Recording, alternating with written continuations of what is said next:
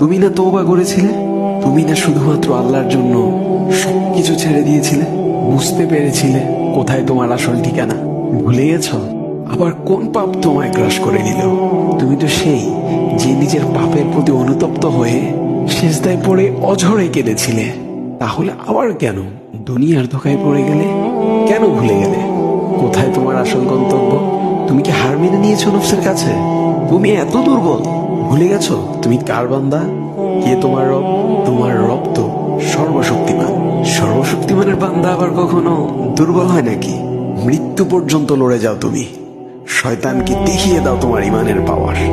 শয়তানের ধোকায় পড়ে অনেক পাপ করে ফেলেছো, তাই নিরাশ হয়ে গেছো তুমি, তাই না? তুমি কি জানো না তোমার রব কতটা মহান? তিনি তো তোমাকে ক্ষমা করার জন্য অপেক্ষা করছেন। তাই ফিরে আসো সেই রবের দুয়ারে, যার দুয়ার কখনো বন্ধ হয় না।